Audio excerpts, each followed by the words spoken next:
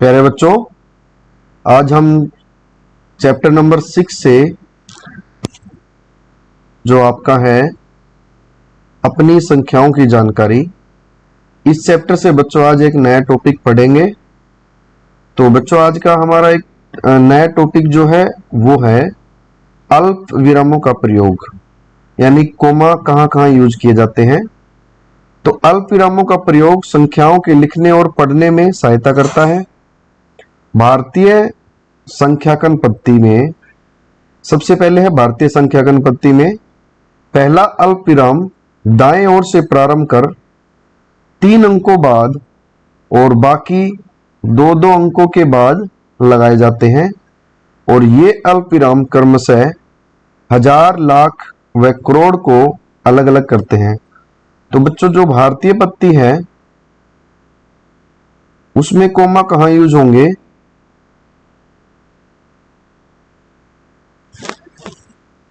पहले 3 अंक के बाद, फिर 2 के बाद, फिर 2 के बाद, ये ऐसे चलते जाएंगे।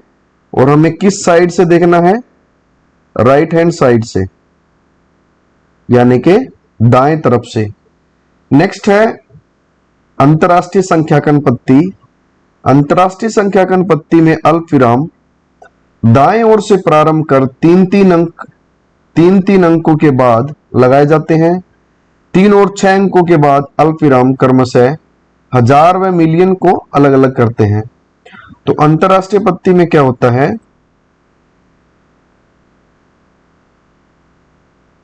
अंतरराष्ट्रीय पद्धति में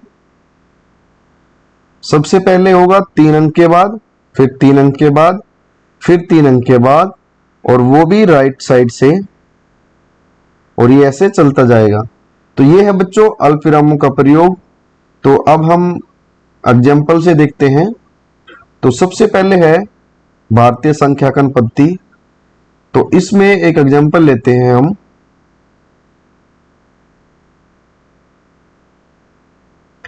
तो यहां पे हम सबसे पहले कोमा कहां लगाएंगे? राइट साइड से। हम यहां से राइट साइड से 3 अंक के बाद, और फिर 2 अंक हमें छोड़ देना है, फिर यहां कोमा। तो इस तरह से हम कोमा लगाएंगे, और दोबारा फिर इसके आगे और लगाना होगा तो 2 के आगे लगेगा, लेकिन इसके आगे संख्याएं नहीं है तो इसलिए यहीं तक लगाएंगे। तो ये था बच्चों कोमा लगाना। अब मुझे अगर इसको शब्दों में लिखना है तो इसको क्या लिख सकते हैं इस संख्या को? तो हमारा ये जो पार्ट है यहां तक, ये हमारा पार्ट है लाख का पार्ट, और यहां से लेके यहां तक ये पार्ट है हजार का, और यहां से लेके यहां तक यानी कि लास्ट वाला ये हमारा पार्ट है 100 का। तो अब सबसे पहले क्या लिखेंगे? 23 लाख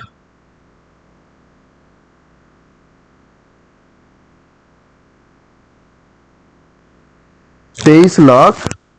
और अब बच्चों कौन से पार्ट में देखना है? हजार के पार्ट में। तो हजार के पार्ट में क्या है? हजार का पार्ट हमारा ये वाला है। तो इस वाले पार्ट में क्या है? 74,000। फिर उसके बाद ये हमारा 100 का पार्ट, तो 500। उसके बाद क्या लिखेंगे? लास्ट में है 26। तो 26 ये हमारा आएगा। शब्दों में इस संख्या को हम कैसे लिख सकते हैं? तो बच्चों इस तरह से अल्प विराम का प्रयोग कर सकते हो, और संख्या को शब्दों में भी लिख सकते हो। तो नेक्स्ट है हमारा अंतरराष्ट्रीय पद्धति।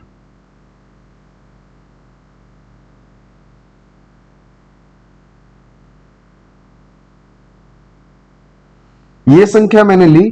अगर मुझे इसको कोमा लगाना है अंतरराष्ट्रीय संख्याकन पद्धति में तो कहां यूज करेंगे? सबसे पहले राइट साइड से 3 अंक के बाद, तो यानी कि यहां पर लगेगा, फिर दोबारा फिर 3 अंक के बाद यहां लगेगा। तो ये हमने कोमा लगा दिए। अब बच्चों इसको अगर हमें शब्दों में लिखना है तो क्या लिखेंगे? तो ये कोमा का यूज है। शब्दों में लिखेंगे क्या? शब्दों में। तो इसमें ये वाला जो पार्ट है इस कोमा के आगे, ये हमारा पार्ट है मिलियन का, और यहां से लेके यहां तक ये वाला पार्ट है हमारा हजार का, और ये वाला पार्ट जो है वो है 100 का। तो सबसे पहले क्या आएगा, 2 मिलियन, अब हम यहां तक लिख चुके हैं, अब इसको लिखेंगे ये वाले पार्ट को, 374,000। अब हम इस पार्ट को लिखेंगे 525। तो बच्चों इस तरह से दोनों पंक्ति में हम कोमा और शब्दों में लिख सकते हैं, कोमा लगा सकते हैं।